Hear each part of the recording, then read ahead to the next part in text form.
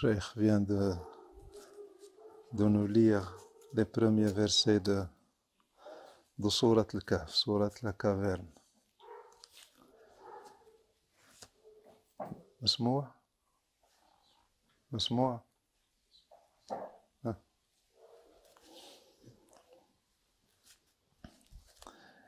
La caverne, c'est l'étape indispensable dans le cheminement. C'est l'étape de se retirer, de se couper de tout le monde et de tout pour s'orienter à Allah subhanahu wa ta'ala. Au début de chaque cheminement, le frère est dans un moment de faiblesse. Et cette faiblesse est très sensible à l'environnement. Si l'environnement n'est pas bien, ne nous aide pas, on peut abandonner facilement, vu l'influence de l'environnement. Donc ces jeunes qui se sont retirés dans la caverne, ils étaient obligés. La caverne, comme je l'ai dit tout à l'heure à un frère, la caverne, c'est quand on est au début de son cheminement, on a une petite flamme, une petite bougie, une petite allumette qui est allumée. Elle est facilement éteignable. C'est-à-dire s'il y a le moindre coup de vent, il peut résister une ou deux fois, la troisième, elle s'éteint. Donc on est obligé d'aller se réfugier, se cacher dans la caverne pour que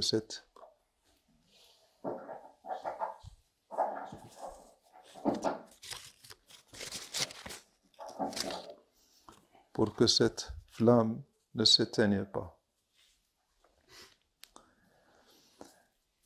Et quand on se retire dans cette caverne et qu'on essaie de se couper du monde pour être avec Allah subhanahu wa ta'ala, on ressent un certain plaisir.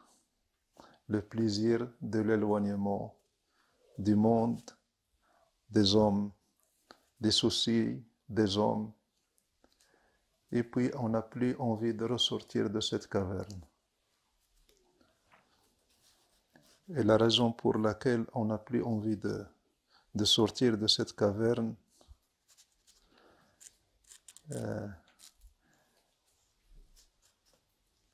on se prive, nous, de notre lumière, parce qu'une bougie, il a une durée de vie limitée. Même si on la cache dans notre caverne, il finira par s'éteindre. Donc, on a bien raison d'aller se réfugier dans la caverne pour protéger notre lumière, mais pour une durée déterminée. Il faut à un certain moment sortir de la caverne et sortir dans le monde des hommes. Donc, comment préserver cette flamme? En allumant un grand feu. En allumant un grand feu, quand on allume avec cette allumette ou cette bougie un grand feu, ce feu devient attisé par le vent. Le vent qui l'éteignait quand il était faible, l'attise quand il embrase un grand feu. C'est le même vent. Il éteint ta lumière et il attise et il agrandit ta lumière et ta flamme. Et on a tendance, comme le bébé.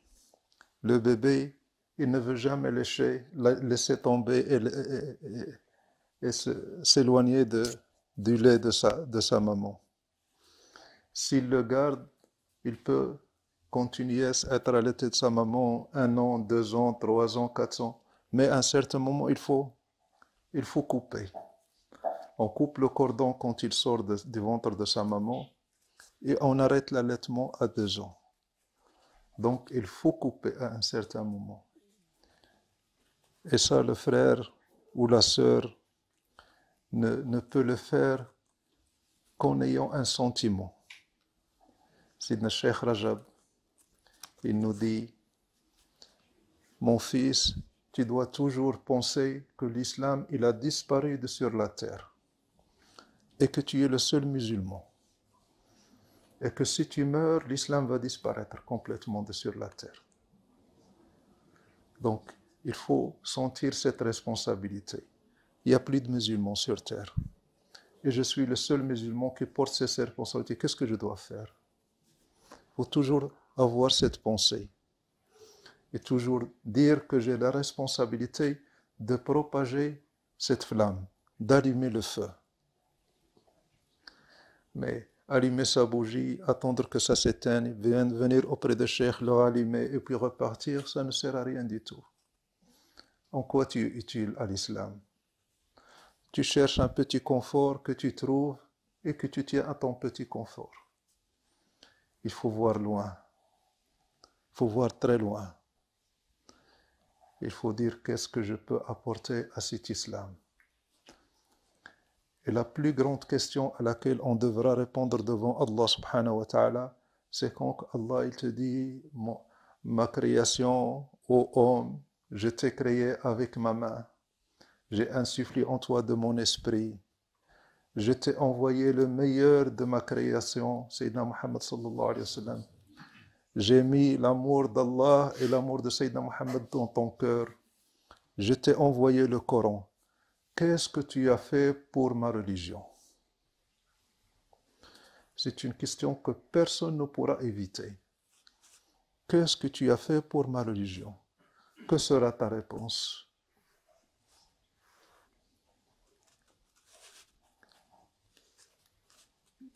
Qu'est-ce que tu répondras? Il te dira, qu'est-ce que tu as fait? Je t'ai donné, je t'ai offert tout ça. Qu'est-ce que tu as fait? Qu'est-ce que tu vas lui dire? J'ai prié, j'ai fait dhikr une demi-heure le matin. Qu'est-ce que tu vas lui dire? Qu'est-ce que tu as fait pour ma religion? La proximité d'Allah subhanahu wa ta'ala n'est autre que la proximité de Sayyidina Muhammad sallallahu alayhi wa sallam. Et pour être proche de Sayyidina Muhammad sallallahu alayhi wa sallam, il faut être l'héritier de Sayyidina Muhammad sallallahu alayhi wa sallam. Sayyidina Muhammad sallallahu alayhi wa sallam, il a reçu le message, il l'a porté, et il l'a propagé, et il a souffert pour ça. Il a souffert, il a payé de son sang, de sa santé, de sa famille. On l'a torturé, on a torturé ses amis, on a tué sa famille, on a tout fait. Mais il n'a pas lâché. Il a une responsabilité. Allah va me demander qu'est-ce que tu as fait de ma amana et de la religion que je t'ai apprise. Qu'est-ce que tu en as fait? On a reçu le message de Sayyidina Muhammad sallallahu alayhi wa sallam. Hein? Il est venu à nous? Il est venu à nous, oui ou non? On croit en lui? Il nous a donné un message. Qu'est-ce qu'on va en faire? Qu'est-ce que vous comptez en faire? Là apparaissent les vrais hommes. Ça c'est l'homme. C'est pas une appellation. L'homme c'est pas le mal avec accent circonflexe sur le A. L'homme c'est pas le mal. L'homme c'est une station dans la foi. Il y a les croyants et il y a les hommes. Parmi les croyants, il y a des hommes. Être un homme, c'est être à la hauteur de l'amana qu'on a sur le dos. J'ai connu mon cheikh. J'ai côtoyé mon cheikh pendant assez longtemps. Et j'étais bien auprès de mon cheikh. Physiquement, j'étais loin. Je voyais mon cheikh en moyenne une fois par année. Mais à un certain moment, mon cheikh, il va laisser la amana. Qu'est-ce que tu vas en faire? Ça, c'est une question à laquelle tu dois répondre maintenant. Il vaut mieux y répondre maintenant que devant Allah. Imagine la grandeur de cette question. Quand Allah subhanahu wa ta'ala, il te dit, mon serviteur, qu'est-ce que tu as fait de la amana que je t'ai donnée? Il faut préparer une réponse. Est-ce que vous croyez en la rencontre d'Allah? Hein? Vous y croyez? Qu'est-ce que vous allez répondre à cette question? Et le frère ne doit pas se dire je suis faible, je ne suis rien, je connais rien, je suis débutant. Quand tu dis ça, ça c'est Shaitan qui t'insuffle ça. Tu peux être débutant, tu peux ne rien connaître, ne connaître ni Coran, ni Hadith, avoir à peine commencé le dhikr. Et quand tu dis, je ne peux rien faire pour la religion d'Allah parce que je suis faible, je suis nouveau, c'est Shaitan qui te dit ça. Pourquoi? Parce que quand tu dis, je suis faible, je ne peux rien faire, ça veut dire que tu comptes sur toi. Donc tu fais un mauvais départ. Ça veut dire, moi, pour propager la religion d'Allah, je compte sur moi. Et comme je suis faible, je ne peux rien faire. Alors que dans la réalité, celui qui veut propager la religion d'Allah et la lumière d'Allah, il ne doit compter que sur Allah. Allah, il peut te donner ou il n'est pas incapable de te donner. Compte sur lui et laisse-le te décevoir. Dis-lui, Allah, je suis faible. Ça, c'était quelque chose que tu dois dire à Allah entre toi et lui. Allah, je suis faible. J'ai aucune science, aucune connaissance. Je n'ai rien, mais je vais sortir au champ de la bataille, mais je compte sur toi. Il peut te décevoir. Donc, quand tu comptes sur toi et ta science, même si tu as la science de toute la création, si tu comptes sur toi, tu ne vas pas réussir. Et si tu connais rien et tu comptes sur Allah, tu pourras réussir. Combien il y a de savants dans le monde musulman? Il y a beaucoup de savants. Il y a des savants, il y a des docteurs qui connaissent la science, qui connaissent le Coran. Qu'est-ce qu'ils font pour la religion d'Allah? Rien. Il étudie, il a ses diplômes, il prend le papier, il cherche un boulot avec, puis il l'accroche dans un cadre dans son bureau. Qu'est-ce que tu as fait pour Allah? Il ne peut rien faire. Il est incapable de faire quelque chose. Pourquoi? Parce qu'il a les mains liées. Liées par la science qu'il a apprise. Ça veut dire, qu'est-ce qu'il a appris? Il a appris le licite, l'illicite, le halal, le haram, tu dois faire comme ça, tu dois prier comme ça, tu dois dire ça. C'est tout ce qu'il peut te dire. Donc même s'il veut propager, apprendre aux gens, il leur dira faites comme ça et ne faites pas comme ça. Il a les mains liées parce qu'il a appris. Il n'a pas la lumière. Il compte sur sa science. Alors que celui qui appelle à Allah, il compte sur Allah. C'est pour ça que Allah subhanahu wa ta'ala, pour propager cette grande lumière qui est la lumière de Sayyidina Muhammad sallallahu alayhi wa sallam, il a choisi un prophète analphabète. Pour nous dire que cette science ne s'apprend pas avec la lecture. Il s'apprend avec le lien que tu peux avoir avec Allah subhanahu wa ta'ala. Sayyidina Muhammad sallallahu alayhi wa sallam, il a eu sa caverne lui aussi. Il a eu sa caverne avant la révélation, dans la caverne de Hira. Il a eu sa caverne après la révélation, parce que Allah subhanahu wa ta'ala ne lui a pas demandé de propager le message. Mais à un certain moment, il lui a dit « Fasda' bima tu'mar » commence à appeler Allah. Que ton appel devient à tout le public. Et Sayyidina Muhammad sallallahu alayhi wa sallam, il a commencé. Parce que si tu comptes vivre pour toi et pour ta foi et pour ton lien et tu restes renfermé sur toi, à quoi on va arriver?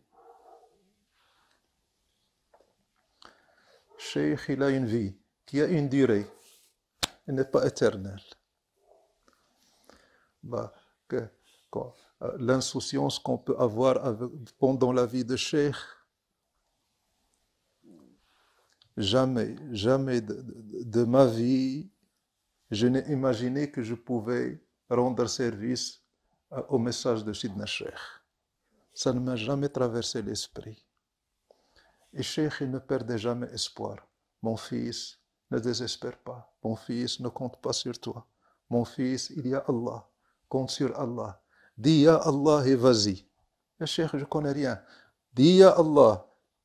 Je ne connais rien, moi je suis faible. Dis Ya Allah. Pas comment les hommes d'Allah, ils te font compter sur Allah. Ils te relient à Allah. Et ça, c'est fait la grandeur des hommes d'Allah. Ça veut dire, moi je te dis Ya Allah, et tu me dis, je suis faible. Un jour, Sidna Sheikh Rajab était avec son Cheikh, Sidi Sheikh Kaftaro. Ils étaient dans la voiture.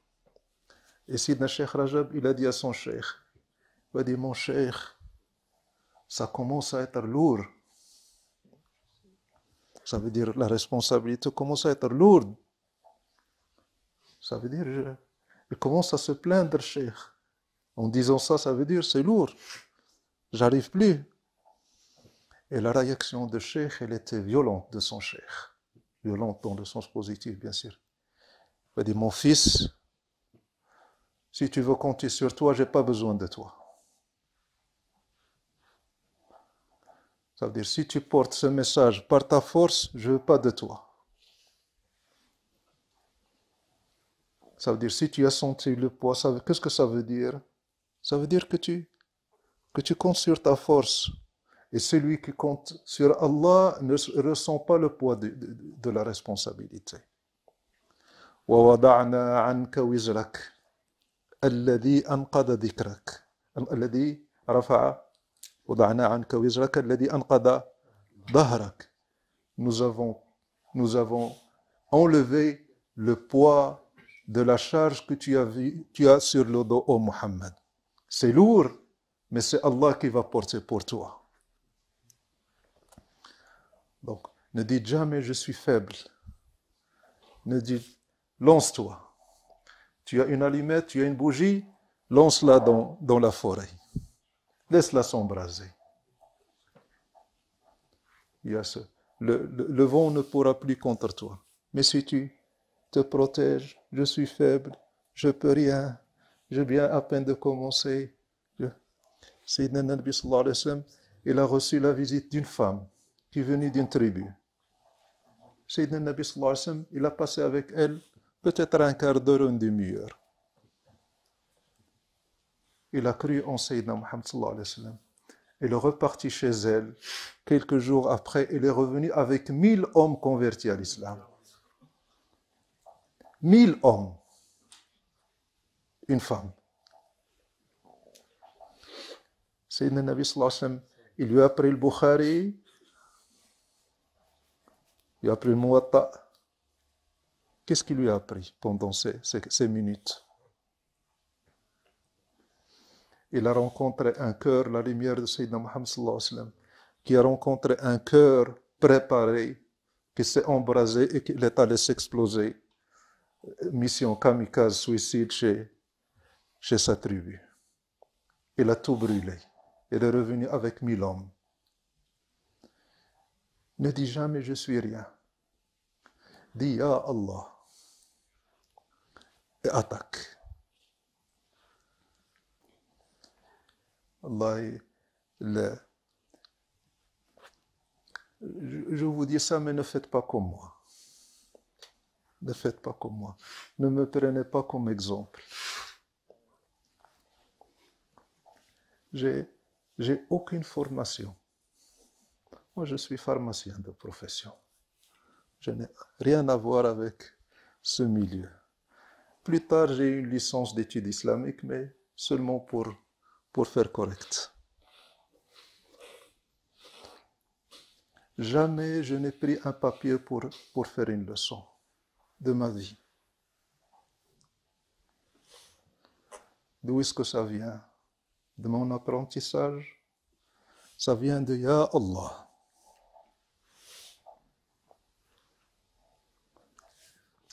Une fois, je me posais cette question. Les frères, ils viennent, ils posent des questions, je réponds. À un certain moment, je commence à me dire, ça doit bien être tarissable. À un certain moment, ils vont venir, j'aurai rien à leur dire. Ça doit être limité. Quoi que je sache, quoi que j'ai appris, quoi que je puisse dire, à un certain moment, ça doit s'arrêter. Et j'avais cette pensée pendant quelques jours. La réunion d'après, la première question que me pose le frère, il me dit, c'est quoi l'interprétation du verset d'Allah subhanahu wa ta'ala قُلْ لَوْ كَانَ الْبَحْرُ مِدَادًا لِكَلِمَاتِ رَبِّي لَنَفِدَ الْبَحْرُ قَبْلَ أَنْ تَنْفَدَ كَلِمَاتُ رَبِّي. Dit, si les océans étaient encre pour écrire le mot d'Allah, les océans sécheraient avant que le mot d'Allah subhanahu wa ta'ala n'arrête. C'est qui m'a dit ça? C'est le frère? C'est Allah. Si tu comptes sur ta science elle est tarissable. Si tu comptes sur Allah, ça n'a pas de fin. Aucune limite. وَفَوْقَ كُلِّ ذِي عِلْمٍ عَلِيمٍ. Au-dessus de chaque savant, il y a un savant. Au-dessus de chaque science, il y a une science. Quand est-ce que ça va s'arrêter? Il n'y a pas de fin.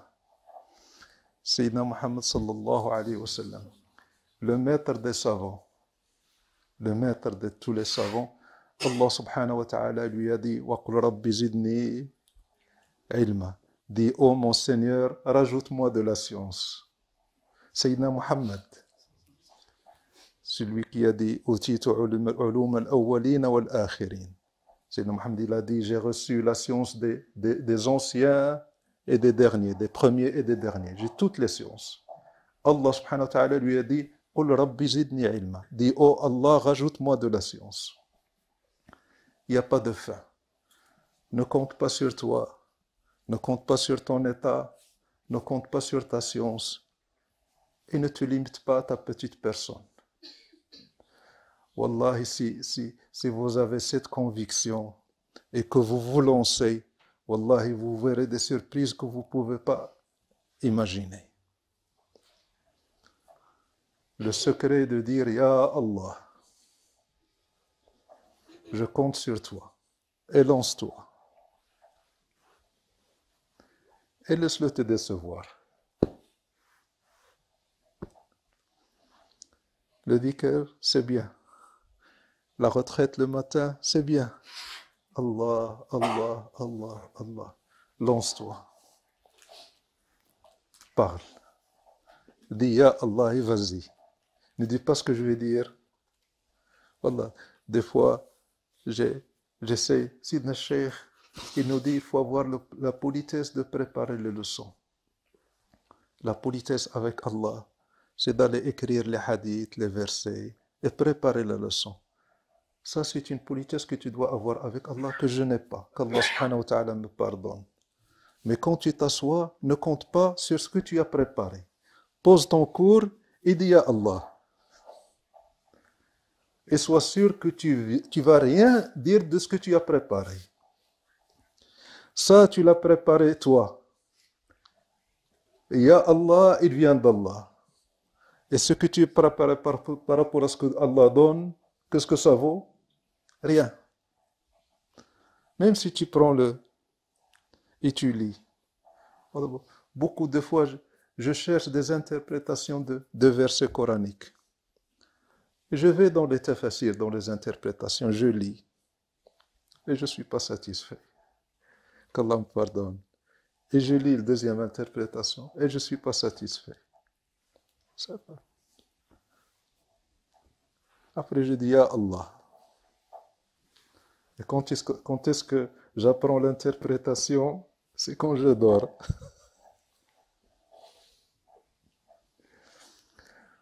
Mon meilleur moment pour comprendre un verset ou un hadith, c'est quand je m'allonge et je veux dormir. Je m'allonge et je veux dormir. Drôle de préparation. C'est le secret de Ya Allah. Le monde a besoin de vous. Et si vous voulez qu'on attende que vous deveniez savant, on va attendre longtemps. Ya Allah. Cheikh, tant de fois il a répété ça. Moi aussi, à votre place, je disais la même chose. Je dis, qu'est-ce qu'il raconte, Cheikh? Moi, je vais propager, je vais faire da'wah. Moi aussi, je disais la même chose. Ne faites pas les mêmes bêtises que moi. Soyez meilleurs. Ya Allah, les gens ont besoin de vous. Le monde a besoin de vous. Il n'y a personne qui est insensible à l'appel d'Allah. Qui c'est qui les a créés? Hein? Allah. Est-ce qu'il n'y a rien dans leur cœur pour Allah?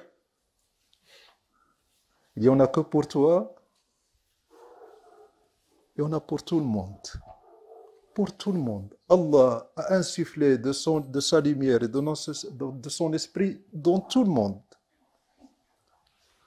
Donc, ne sous-estime pas Allah.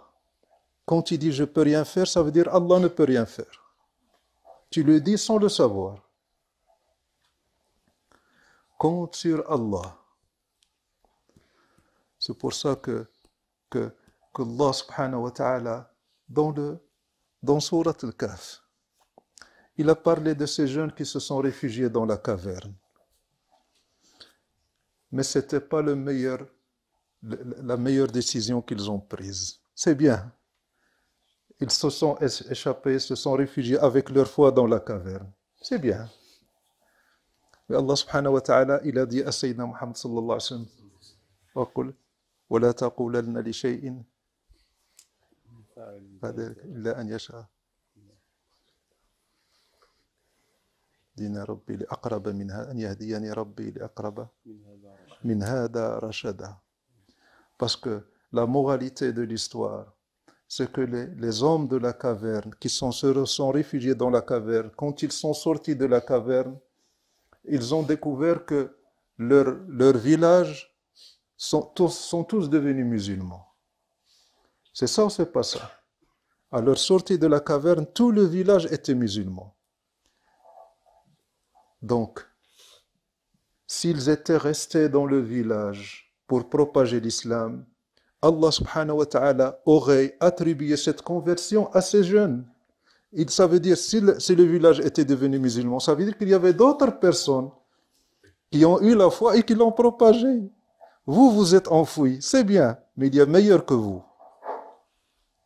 C'est pour ça que Allah subhanahu wa ta'ala, il a dit à Sayyidina Muhammad, quand il a raconté l'histoire de ces hommes de la caverne, qui a loué leur action, mais que ce n'était pas suffisant. Il leur a dit, demande à Allah de te guider toujours vers le meilleur. Et le meilleur, ce sont les hommes dont on n'a pas parlé dans le Coran, ce sont les hommes qui ont propagé l'islam et converti le village à l'islam. Donc, quand ils sont sortis de leur caverne et qu'ils ont découvert que le village était musulman, ils ont sûrement eu des regrets. Ce travail a été fait par autre que nous. Vous voulez que le travail soit fait par autre que vous? Quel est le secret? Ya Allah. Appelle Allah. Ne compte sur ta science, ni sur ton dhikr, ni sur ton état. Bon, le frère, il commence à me raconter, moi j'ai fait ça, je ressens ça, et je me sens ça. La ilaha illallah. Wa ya qawmi ma li ad'ukum ila an-najati wa tad'unani ila an-nar. Hein?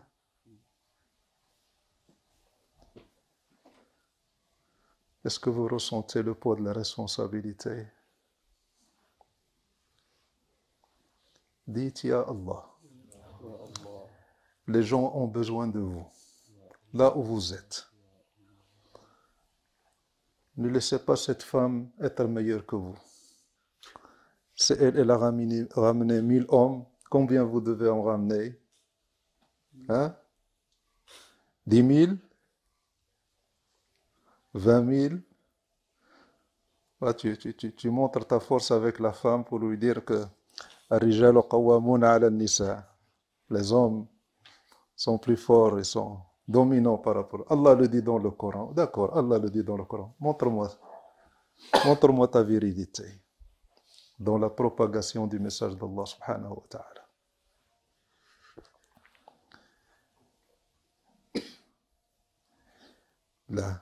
La responsabilité est grande. Allah subhanahu wa ta'ala, il dit dans le Coran, وَكَمْ مِن نَبِيٍّ قُتِلَ. Comme on dit dans la lecture de Hafiz, وَكَمْ مِن نَبِيٍّ قَاتَلَ مَعَهُ رِبِّيُّونَ كَثِيرٌ فَمَا وَهَنُوا لِمَا في سبيل الله وما ضعفوا وما استكانوا والله يحب الصابرين وما كان قولهم إلا أن قالوا ربنا لا إله إلا الله. Je veux que vous soyez des hommes. Dans ce verset, Allah subhanahu wa ta'ala, moi je préfère la lecture de Warsh avec le waqf مع وقف الهبطي. وقف الهبطي تعرف وقف الهبطي؟ هذا وقف مغربي خاص. ماذا يقول سيدنا الهبطي؟ وكم من نبي قتل. المعنى يتبدل غير وكم من نبي قاتل معه النبي. وكم من نبي قتل معه ربيون كثير فما وهنوا لما أصابهم يعني من موت نبيهم. شفت كليا. سيدنا الهبطي يقول هذا الوقف رأيته في اللوح المحفوظ. سيدنا الهبطي. المغاربة يقرؤون بورش بوقف الهبطي فالمعنى يتبدل كليا. وكم من نبي قتل. هذا الوقف فقط سمي بالهبطي أو الهبطي نسبة للشيخ الهبطي. كل القرآن فيه وقف الهبطي. هبطي. لما تقرأ القرآن المغربي تجد دائما الوقف الهبطي. عندنا في هذا تقف فالمعنى يتبدل كليا. وكم من نبي قتل. ها؟ معنى عجيب. وكم من نبي قتل معه ربيون كثير فما وهنوا لما أصابهم في سبيل الله. ما أصابهم موت نبيهم. نعم موت نبيهم. هذا الله سبحانه وتعالى dans le verset il dit وكم من tant de prophètes sont morts. Le prophète est décédé, il meurt. Le porteur du message, il doit mourir un jour. Qu'est-ce qu'il va en advenir du message? Le prophète et le messager et le porteur finira par mourir. Allah subhanahu wa ta'ala, il dit quand ce messager meurt, heureusement qu'il y a avec lui des hommes d'Allah. Ma'ahu ribbiyuna kathir. Il a beaucoup d'hommes d'Allah avec lui qui ne se sont pas affaiblis parce que leur est arrivé. Ils ne se sont pas affaiblis, ils ne se sont pas inclinés, ils ont résisté, ils ont été patients, ils ont persévéré. Et Allah aime les patients. Sentir le poids de la responsabilité. Ce message, je le porte sur le dos. Qu'est-ce que je vais en faire? Il y avait un frère avec Sidna Cheikh Kastaro. Il entendait Cheikh, il dit dans la leçon, si tu peux rien faire, prends le frère par la main et ramène-le à la mosquée. Si tu peux rien dire, prends-le et dis-lui, on va assister à la leçon de Cheikh. Si tu peux rien faire, donne la vidéo aux autres. Tiens, regarde, vois, partage. Qu'est-ce qu'on dit maintenant? Partager. Liker. Partage. Et laisse. Si tu peux rien faire. Alors ce frère, quand il a entendu ça, il l'a compris très au premier degré. Il sort n'importe quelle personne, il le prend par la main. Viens.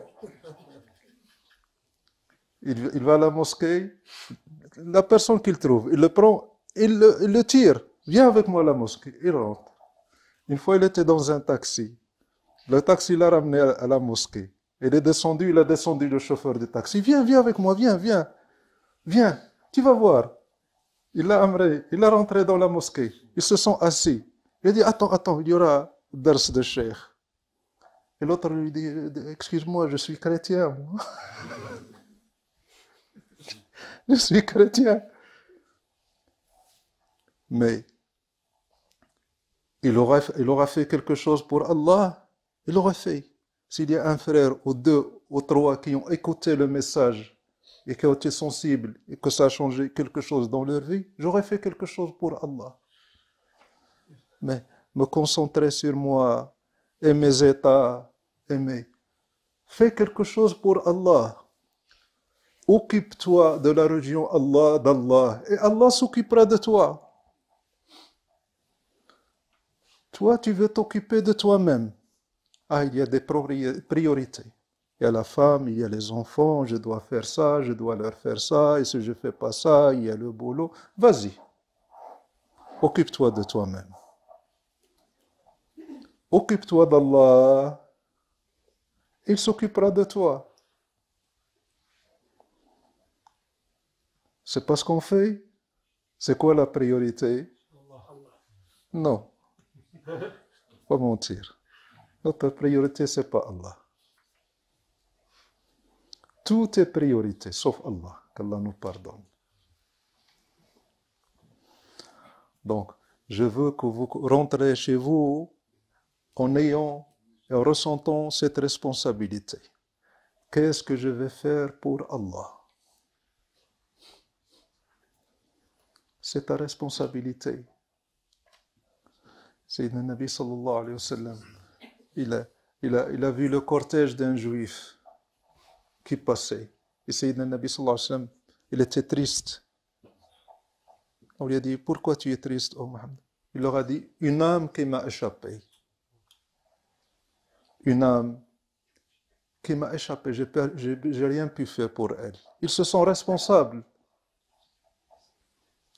Toi, quand tu vois un mécréant, un juif ou bien un pécheur mourir, qu'est-ce que tu dis? C'est bien fait pour lui. Non, Sayyidina Mohammed, il n'est pas comme ça. Il dit, s'il est dans le péché, s'il est dans l'égarement, s'il est dans les mécréants, c'est à cause de moi. C'est comme ça qu'on réfléchit, nous? Hein? La ilaha illallah. La ilaha illallah. Une fois j'étais dans l'aéroport à Pékin. Et j'ai rencontré un jeune Américain. Et puis on a eu une conversation. Et lui, c'était quelqu'un de très actif dans son église.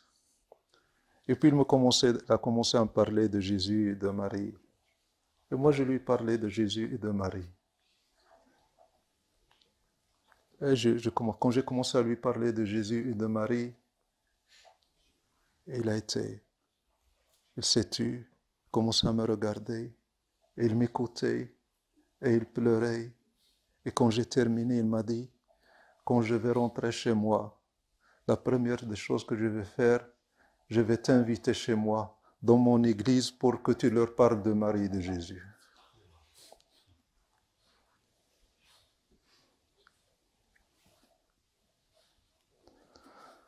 Je lui ai dit des choses que j'ai apprises à l'école. Dites, Ya Allah, occupez-vous d'Allah. Allah n'a pas besoin de vous.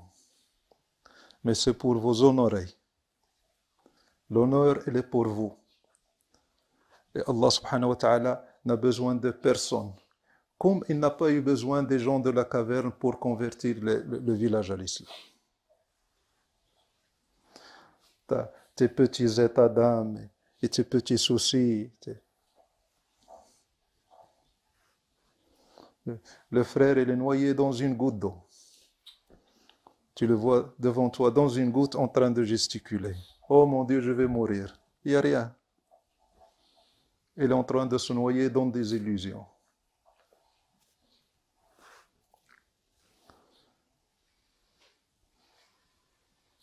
J'essaye. Peut-être que ça va marcher avec vous. Si ça marche, tant mieux. Si ça ne marche pas, Allah n'a pas besoin de nous. À vous de voir, à vous de choisir.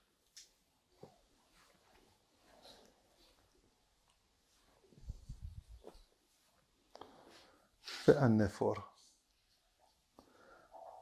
Tends ton bras, travaille. Fais un geste vers Allah. Tends ton bras à Allah, demande-lui de l'aide. Il ne te décevra pas. Mais il faut tendre le bras et montrer ta faiblesse et demander son aide.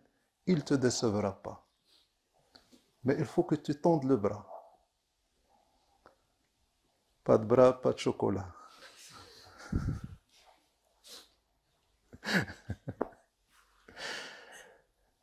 لا إله إلا الله لا إله إلا الله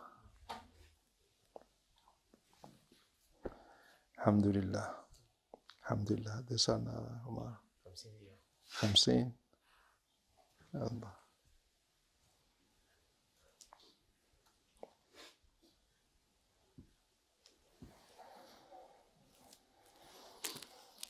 الله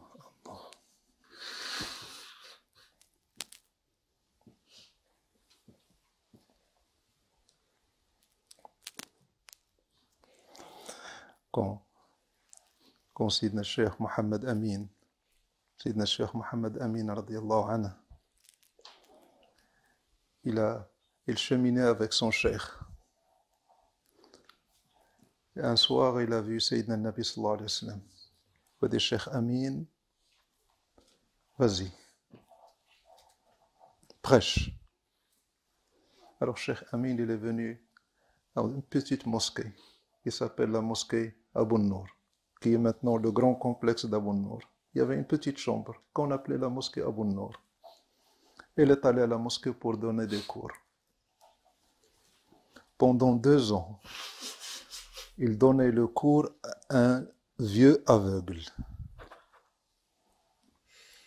Il préparait le cours, il rentrait. Combien il y avait de personnes? Un aveugle qui était comme ça devant lui. Bismillah ar-Rahman ar-Rahim, alhamdulillah. Il donnait le cours.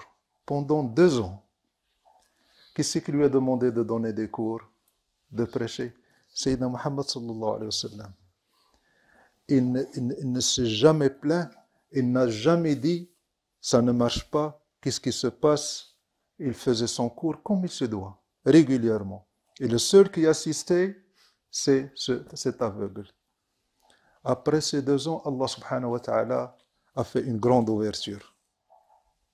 Tout le monde parlait de lui, beaucoup de disciples, des milliers de disciples. Et quand il avait cette grande ouverture, on lui demandait comment tu as atteint cette ouverture. Il leur disait par la baraka de l'aveugle. Donc, fais ce que tu as à faire. Parle, propage, mais ne compte pas sur toi. Dis Ya Allah.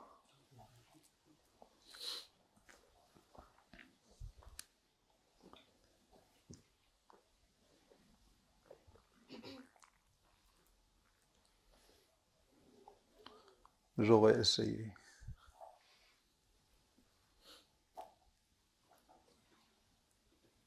Ya Rabbi, j'aurais essayé avec ces jeunes.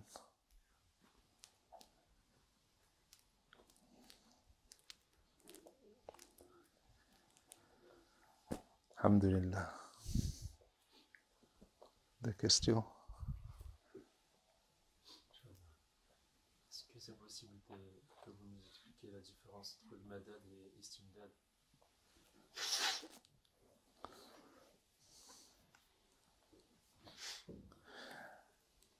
Madad et l'istimdad. Allah subhanahu wa ta'ala, il te donne. Il a des dons, des lumières qu'il donne aux croyants et aux cheminants.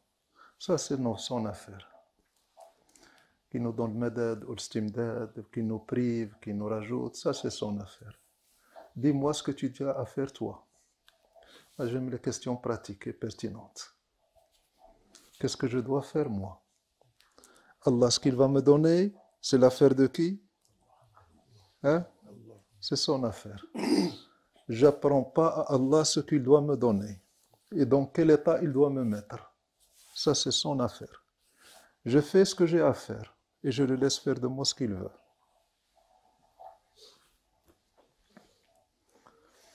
C'est bien des petites choses, mais pour moi, c'est une perte de temps. Je préfère que tu vives le madad ou l'istimdad que je t'en parle. Et pour le vivre, j'espère que tu vas le vivre, demande ce que tu as à faire. Dhikr, Rabita et les frères. Et le service. Les frères, ça veut dire le service de la halaqa, de da'wa et de dhikr.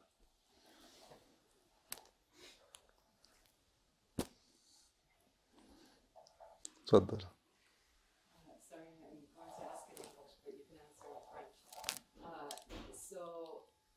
As we're trying to do things in the world, it's easy to work with Muslims, but we also have to work in a world, whether it's the public or in the industry, where we have to encounter non-Muslims or Muslims that don't want to hear about Islam really in the work that we do. So that I cannot hear you. So when we do work in this world, it's easy to work with Muslims, but when we do something professional, we oftentimes, even in a Muslim country, encounter Muslims who don't want to hear about Islam or Islamic projects, and so there's a challenge to work with in this environment when we try to do something for Allah. So what advice would you give in this case? You can speak in French.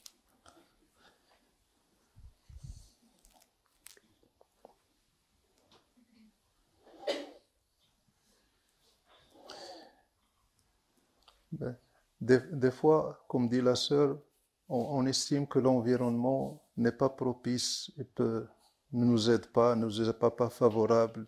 Et je suis dans un milieu comme ça, je ne peux pas faire. Et je suis dans un milieu comme ça, comment je dois faire, comment avoir. C'est ce qu'on appelle avoir la sagesse. Avoir la sagesse, c'est transmettre un message d'une façon dont que l'autre accepte sans difficulté. Ça veut dire deux personnes, ils transmettent le même message de deux façons différentes, on l'accepte de l'un et on ne l'accepte pas de l'autre. Ça, c'est ce qu'on appelle la sagesse. La sagesse, c'est arriver à faire ce qu'on a envie de faire de la meilleure manière, avec le moins de dégâts possible, et dans tous les environnements. Je veux donner un exemple, une histoire. C'est un roi qui a vu dans un rêve qu'il a perdu toutes ses dents. Et il a appelé les savants pour qu'il interprète ce rêve. Et c'est connu, c'est que quand on perd des dents, ça veut dire qu'on perd quelqu'un de la famille. Ça veut dire s'il a perdu toutes ses dents, ça veut dire qu'il va perdre toute sa famille. Il a appelé le premier savant. Qu'est-ce que ça veut dire? Il lui a dit, tu vas perdre toute ta famille. Tue-le. Deuxième savant, qu'est-ce que ça veut dire? Tu vas perdre toute ta famille. Il a dit, tue-le. Et commence à tuer chaque personne qui lui dit que tu vas perdre toute ta famille. Alors il y a un savant sage, comme on a dit ce matin, sage et savant. Il leur a dit, je vais aller interpréter son rêve. Il va tuer tout le monde, ce roi. Il est allé chez lui, il lui a dit, j'ai vu que dans mon rêve que j'ai perdu toutes mes dents. Il a dit, c'est vrai, mon roi lui a dit oui. Il dit, alhamdulillah. Alhamdulillah, quelle grande grâce. Allah subhanahu wa ta'ala va te donner longue vie et beaucoup de monde mourra et tu seras toujours auprès de nous. Des gens du peuple mourront et tu seras toujours avec nous. Des membres de ta famille mourront, mais toi tu resteras avec nous. Et quand le roi il a entendu ça, il dit, Shukran, merci beaucoup, donne-lui des. Et quand il est sorti, il a dit, au fait il m'a dit la même chose. Les autres, je les ai tués. Et celui-là, Donc, le- ce dont on a besoin, c'est de la sagesse. La sagesse, c'est savoir faire la meilleure action au meilleur moment et de la meilleure manière. On peut faire la même chose, mais à deux moments différents, et ça change tout. Si tu choisis le meilleur moment, la meilleure façon, tu réussis. Ça s'appelle de la sagesse. C'est pour ça que je vous conseille, ma sœur Katharina, c'est, Inch'Allah, we will have a meeting to discuss about your project, Inch'Allah. If you agree, Inch'Allah. Inch'Allah.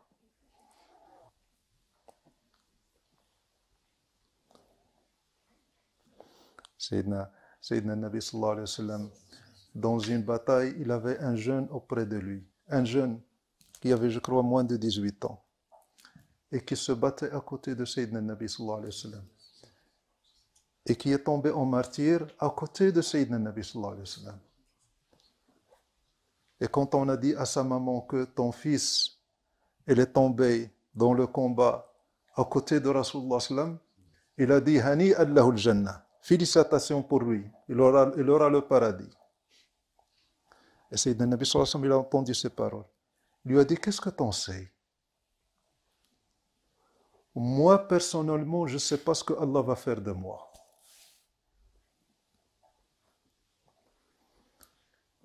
Laissez-le faire son travail. Occupez-vous de votre travail, ce que vous avez à faire vous. Laissez-le faire ce qu'il veut. Et faites-lui confiance. لا تموتن إلا وأنت حسن الظن بالله. On a, Inch'Allah, une bonne intention envers Allah. Mais on le laisse faire ce qu'il veut. Il ne faut pas oublier qu'on ne vaut rien dans le royaume d'Allah. Rien. Zéro. On n'est rien. Donc tout ce qu'on peut faire, c'est de demander sa miséricorde. Que vont faire les anges?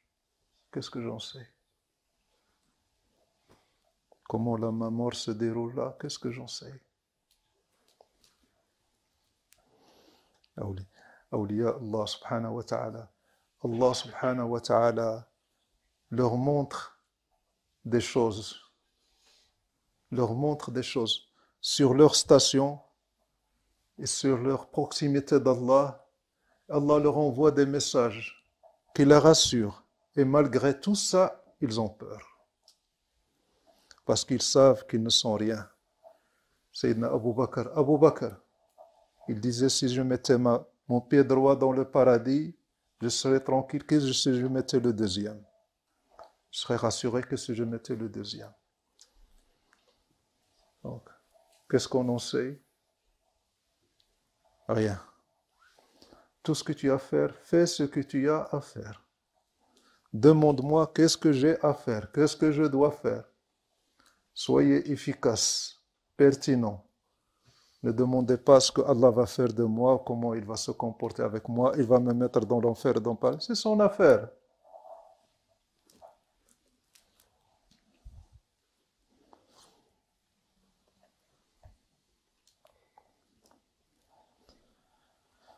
La ilaha illallah, jazakumullah khairan. Barakallahu fikum.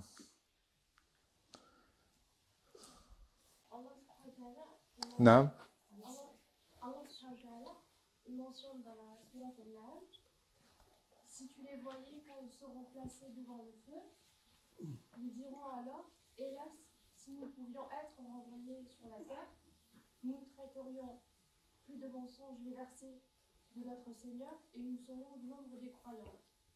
Mais non, voilà que leur apparaîtra ce qu'auparavant ils cachaient. Or, s'ils étaient rendus à la vie terrestre, ils reviendraient sûrement à ce qui leur était interdit. Ce sont vraiment des menteurs. Sidna, comment faire pour ne pas faire partie de ces gens? Comment est-ce qu'on doit comprendre ces deux versets?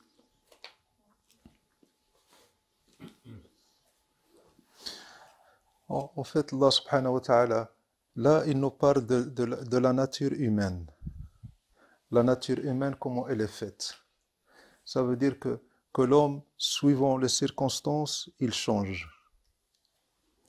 Allah subhanahu wa ta'ala, il dit dans le Coran que quand les hommes sont sur un bateau dans l'océan et que les vagues commencent à jouer avec les bateaux, la seule chose qu'ils vont dire, oh Allah, il n'y a personne. Qu'est-ce qu'ils vont appeler? Il n'y a personne. Tout seul, au milieu de l'océan, au milieu de ces vagues, ils commencent à dire à Allah, Ya Allah, Ya Allah, sauve-nous et on va prendre le droit chemin. Sauve-nous. Sauve-nous. On va à la terre, à la sèche, et on se repentira et on prendra ton chemin. On te promet, sauve-nous. Le bateau qui danse. Oh, sauve-nous. Sauve-nous. On te promet la repentance. Et Allah subhanahu wa ta'ala exauce. Ils sont sauvés. Et dès qu'ils mettent le pied sur terre, ils oublient tout. Ils croient que Allah subhanahu wa ta'ala ne peut les atteindre que dans le bateau. Sur la terre, il ne peut pas les atteindre. Ça y est, maintenant, ils sont en sécurité. Quand le bateau bouge, on a un état d'esprit. Et quand on est sur la terre ferme, on a un autre état d'esprit. Et l'homme, il est comme ça. Il songe en fonction des circonstances. Là, on est dans la distraction, on est dans l'oubli, on est dans le péché. Et la première chose qu'on dit après la mort, dès que l'esprit quitte le corps, et quand on voit le vrai monde pour lequel on est créé, et qu'on commence à avoir des regrets, la première chose qu'on dit, oh Allah, redonne-nous la vie. Et on te promet qu'on va. Et c'est pareil. Même si Allah subhanahu wa ta'ala leur redonne la vie, qu'ils reviennent, qu'est-ce qu'ils vont faire? Rebolote, la même chose. Comme les gens qui ont été sauvés du bateau. Donc, le mal, il est profond. Et ce que tu es en train d'exprimer avec ta bouche, c'est que des expressions pour un intérêt. Un intérêt temporaire pour sauver ta peau. C'est tout ce que tu demandes. Mais tu n'es pas sincère dans ta demande d'Allah subhanahu wa ta'ala. Donc, ça, on va passer la soirée, Inch'Allah.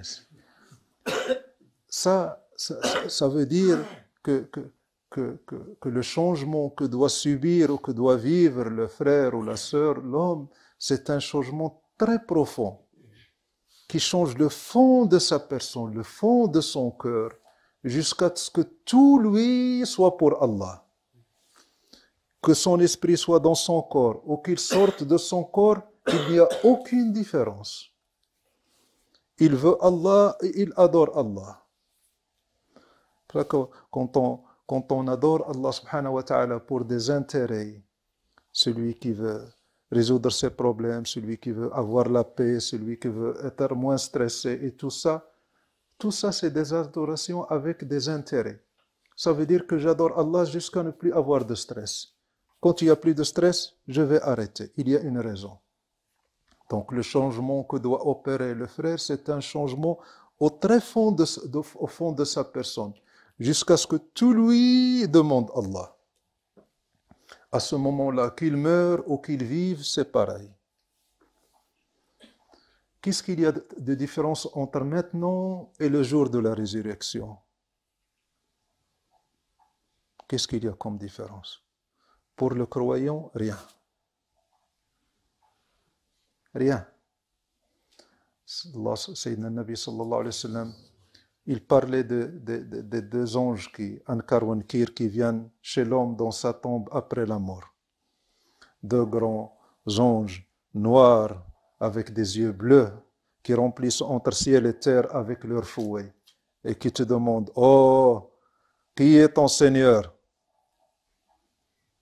Qui est ton prophète? Quelle est ta religion? Et Sayyidina Nabi sallallahu alayhi wa sallam, quand il parlait, il décrivait cette scène. Il y avait Sayyidina Omar. Sayyidina Nabi sallallahu alayhi wa sallam, il s'est tourné vers Sayyidina Omar et dit, oh Omar, qu'est-ce que tu feras quand ces deux anges te demanderont, te poseront ces questions? Il a dit, oh Mohammed, est-ce que j'aurai la même tête que j'ai maintenant? Ça veut dire, est-ce que j'aurai la même tête, le même esprit, le même discernement que j'ai maintenant? Il a dit oui. Il lui a dit, ne t'en fais pas pour moi. Pas de souci, je m'en occupe. Parce que, quoi qu'il soit, ce n'est qu'une création d'Allah. Et moi, mon problème est avec Allah, et pas avec les anges. Ça reste des créations. Mais pour atteindre cet état, c'est pas. Donc, et souvent, nous, nos croyances et nos convictions, elles ne sont que superficielles.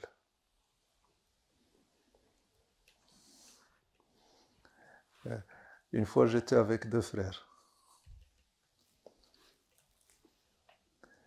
Et il y a le premier frère qui m'a présenté au deuxième frère.